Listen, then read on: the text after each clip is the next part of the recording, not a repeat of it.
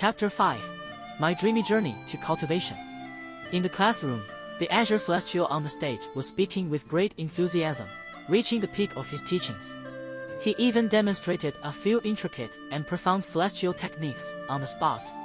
The students in the audience were engrossed and greatly benefited from his lecture. Of course, except for Anlin. At this moment, he was like someone deciphering an ancient text as he earnestly listened to the teachings of the Azure Celestial. It's not that he wasn't paying attention, but he simply couldn't understand it.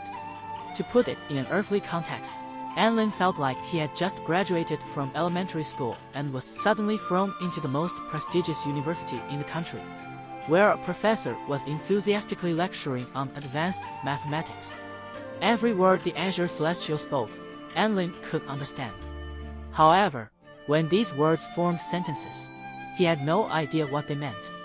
As we all know, the Yangyan pulse connects to the leaching vine lines, and by operating the 9 revolutions condensation chi formation, you can draw in the elemental energy to reach the heavenly origin. You can also use the phantom circlet technique to supplement the energy flow, synchronize it with the density of the heavenly chi, and apply the Tianhua formula to save time in performing the flame art. The Azure Celestial explained. The other students nodded in understanding. Anlin. As a self-proclaimed underachiever, Anlin had dreams of excelling in his studies and outperforming the geniuses with his remarkable intellect. However, the harsh reality was that, with zero prior knowledge of cultivation, he was utterly lost in the class. Despite the Azure Celestial's clear and vivid explanations, it was all suitable for the talented students with a strong foundation in celestial arts. For Anlin, who had no prior experience, the Azure Celestial's words might as well have been written in an incomprehensible language. Under the influence of the Azure Dream sleeping pills, Anlin, the academic underachiever, began to drift into a slumber. And so, Anlin had a dream. In his dream, he became an invincible war god, admired by countless beautiful celestial maidens. Xianyuan Chong had become his loyal sidekick, addressing him as Anji. Su Qianyun had secretly harbored feelings for him and expressed her love with 99 roses every time they met. But Anlin couldn't accept her love because he had a duty to protect the world, so he set aside personal matters. In this dream, the forces of the demon realm began to invade their 9 realms again. The demon lord was incredibly powerful, striking fear into the hearts of all the celestial beings in the heavenly court, making them hesitant to engage in battle. That's when Anlin, the war god, stepped forward. Ha ha ha, you're the renowned supreme general of the heavenly court, the invincible Anlin. The demon lord's voice resonated like thunder, shaking the heavens. That's right, it's me. Demon lord, surrender. Anlin roared, colliding with the demon lord, resulting in a battle that shook the heavens and the earth. The demon lord wailed, "You're so strong, but why were you talking in your sleep during class? What are you talking about? I'm here to protect the world." Anlin couldn't fathom why the demon lord was speaking incoherently and shouted back. The demon lord was furious. "Wake up, or I'll throw you out of this classroom." Anlin was equally enraged. "Stop the nonsense and take my punch."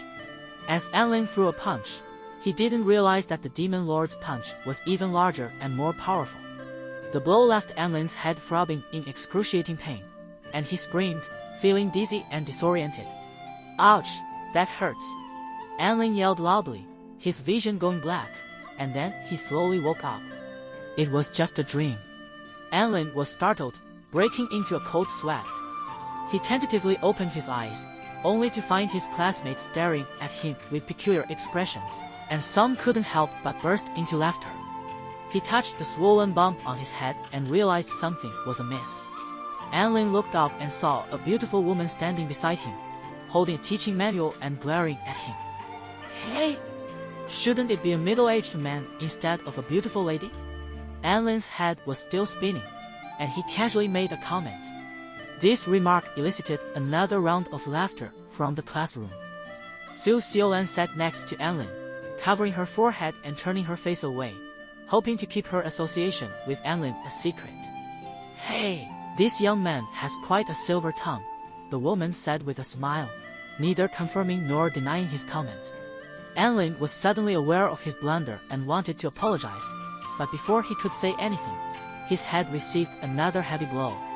Anlin's vision filled with stars, and he was left dazed as a second bump emerged on his head. Remember, the next time you fall asleep and talk in your sleep during class, I'll throw you out of this room. The beautiful, stern woman declared with an imposing presence that sent shivers down Anlin's spine. Teacher, I promise, I won't do it again. Anlin nodded repeatedly, feeling like a scolded child. This classroom incident was soon resolved, and the female lecturer continued her lesson. The students returned to their attentive state and listened earnestly. Hey, Su Xiulan, what exactly happened earlier? Anlin whispered to Su Xiulan. If it were up to her, Su Xiulan wouldn't want to talk to Anlin. However, Anlin's pitiful eyes left her with no choice, and she reluctantly explained, Do you know how many class periods you've slept through? 2. Anlin replied uncertainly. Su Xiulan rested her chin on her hand, recalling the events. She couldn't help but giggle. After a moment of laughter, she began imitating Anlin's and the female teacher's voices, recounting the dialogue. Demon Lord, surrender. Who is this student? How dare he talk in his sleep during class? What are you talking about? I'm here to protect the world. Wake up, or I'll throw you out of this classroom.